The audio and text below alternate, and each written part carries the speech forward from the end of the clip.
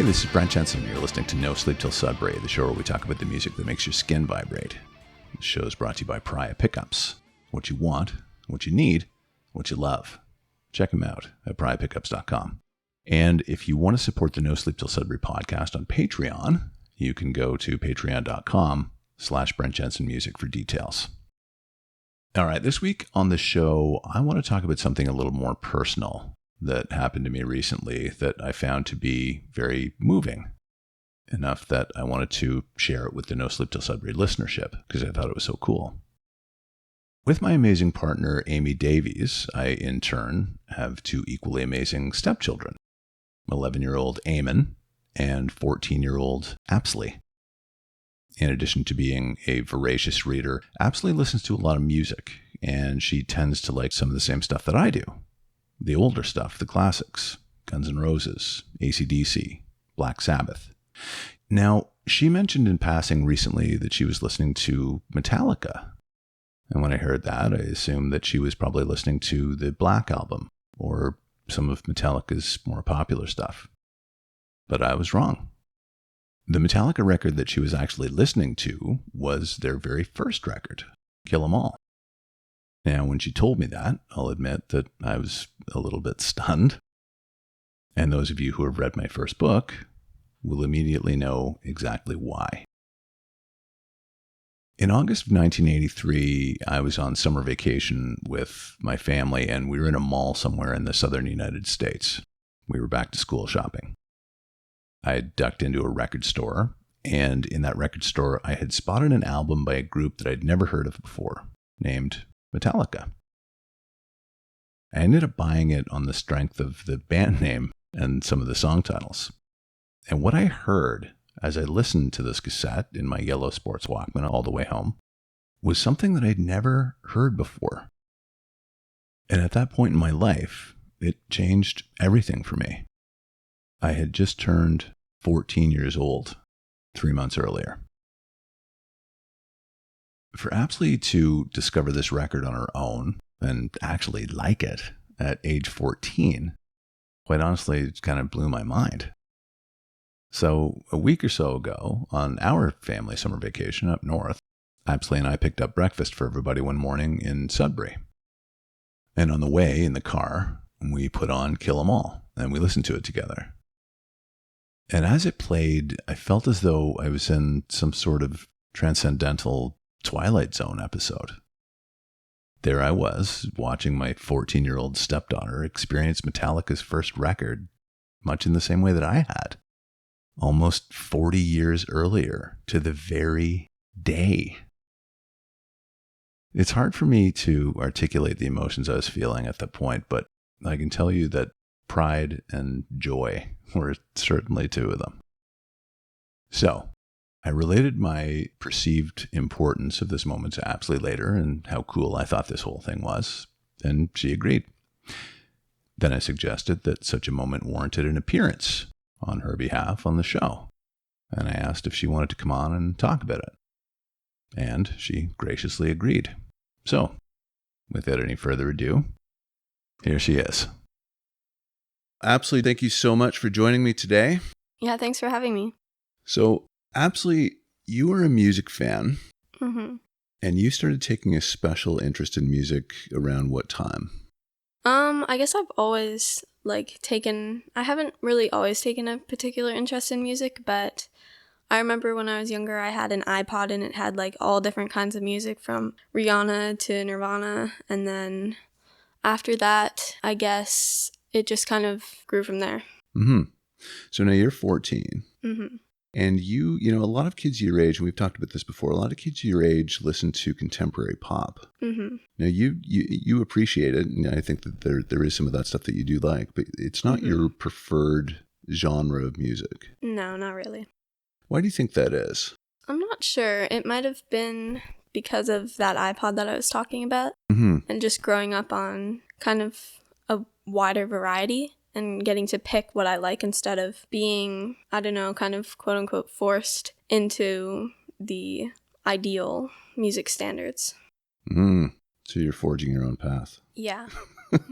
I know you to be that person. So I kind of was hoping that I could take credit for this, but I can't.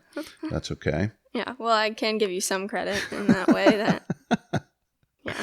But and we've talked about this before too, is that I never want, like, obviously music is my thing, but like, I don't want to be that person who pushes it onto you and says, absolutely, you need to listen to this and you have to like this band and that band. But secretly, and you probably know this, I've always kind of hoped that you would hear what I listen to and go, hey, that's kind of cool, or who is this? And you do that often, and it delights me every time it happens. But what are some of the bands that you gravitate to other than the ones that you named? Mostly Nirvana. I know I already named that one, but I do like Nirvana a lot. I like Alice in Chains and Soundgarden, so kind of that 90s grunge scene. I'm also a fan of Black Sabbath, and I also like Green Day. I've been listening to them quite a bit recently. So I love the fact that, see, you said Black Sabbath, the band that I also love. And there is so much stuff to dig into. I think there's like 8 records. The last 2 aren't the greatest, but there's 6 that are amazing. You know all the surface stuff like Paranoid and War Pigs and stuff like that, but there's so much good stuff underneath that when you listen to the albums, that's another thing that I love that you're doing. As a kid of 14, you focus on albums. You'll listen to an entire album. Yeah. So you're almost like an anomaly a little bit. Yeah. But I love it. Like I'm thrilled, like literally thrilled. And I know that my listeners are going to be like, oh, that's amazing. Because it is. Albums were a big deal. And, you hear me talk about this stuff all the time, that the record, listening to it from start to finish is a big deal. You get something else out of it instead of just listening to single after single after single. Oh, definitely. And that way you can kind of compare the songs in a record or album and kind of notice the similarities between them, and you get to compare the different records and notice the differences between them. Exactly, right? So you can almost get a feel for what the band was going through when you listen to albums against each other. Yeah. And what came out when and all that stuff. Yeah, it's like a whole new narrative that some people, I worry that they miss that maybe a little bit. Yeah, I can definitely see that. Yeah. So the incident that really, I've been thinking about doing this with you for a little while, but the incident that really spurred me to get this started with you was something that just happened when we were in Sudbury recently. And you said, hey, can we listen? We were in the car, and you said, can we listen to Metallica? And I was like, duh. And you said, how about Kill 'Em All? But it was extremely special to me because you're 14.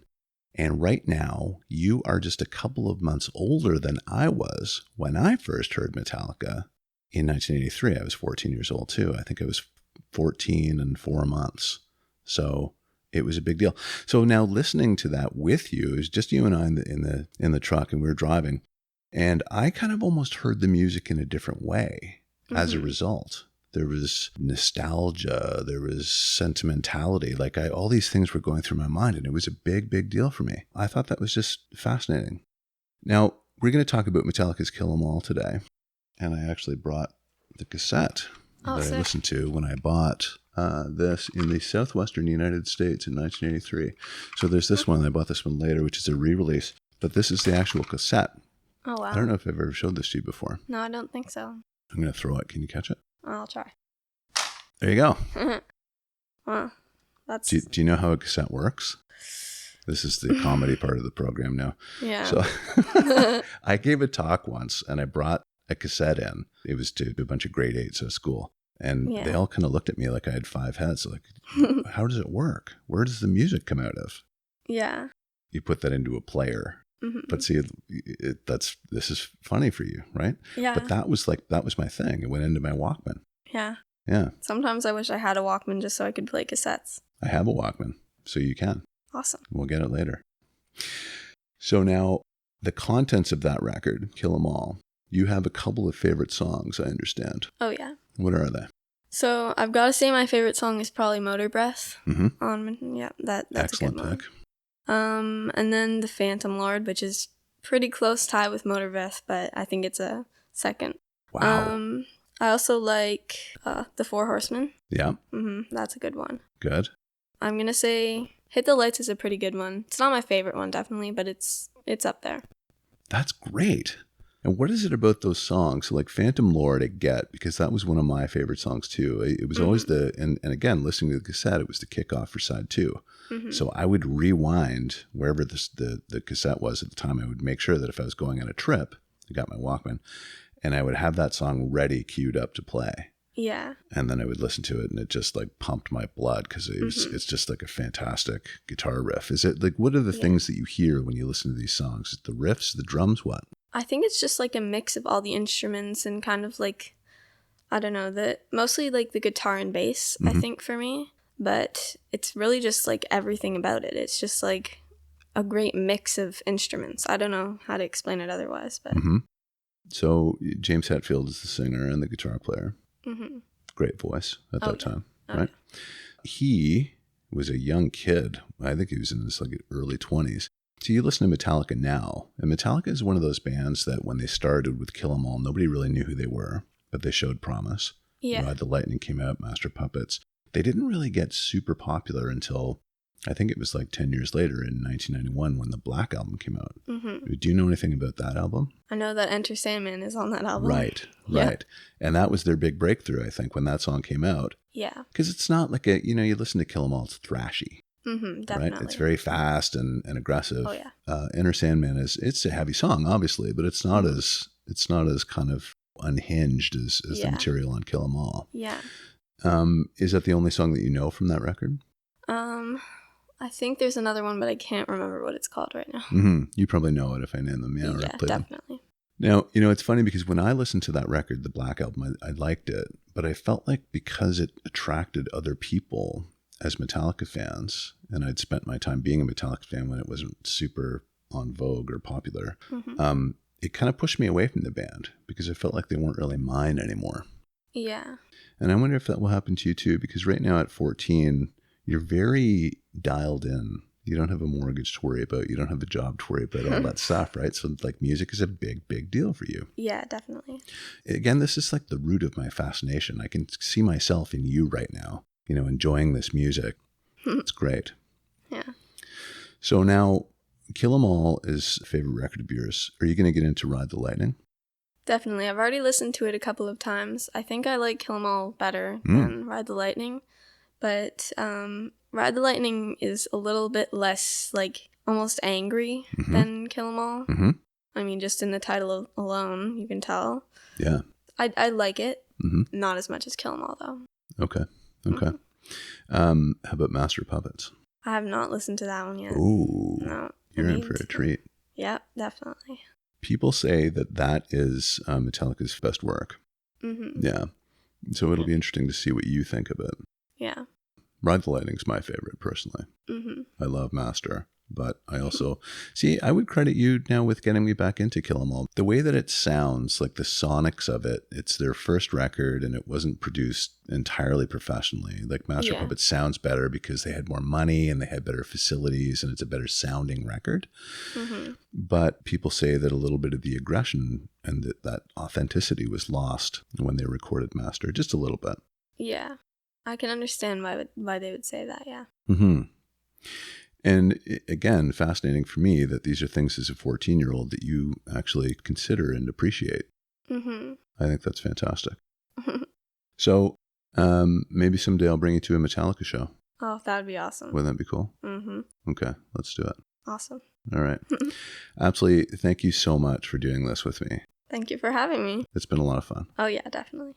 All right, let's listen to Metallica. All right. I am a proud stepdad indeed, folks. I hope you enjoyed that as much as I did. This has been No Sleep Till Sudbury with Brent Johnson. Until next time, take good care.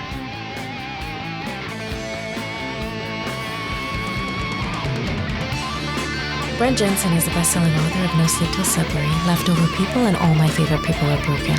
All titles available in stores and on Amazon worldwide.